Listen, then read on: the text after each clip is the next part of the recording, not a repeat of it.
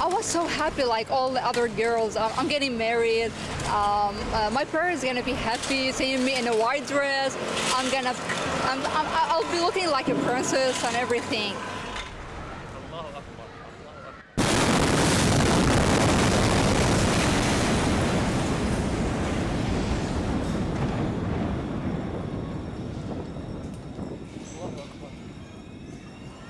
While what happened during the explosion, here there's no word to explain what happened. I feel so sad. Trust me, what you see now, the smile and everything, it wasn't there totally yesterday. I was shocked. I was wondering what happened. Am I going to die? How I'm going to die? So after that, my husband told me we have to continue. We can't stop it. We can't. We have to continue.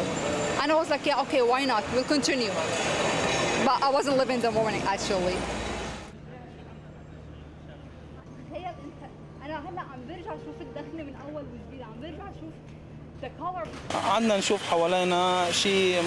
We started to walk around. It was extremely sad.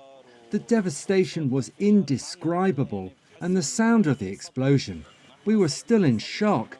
A shock. I have never heard anything like the sound of this explosion.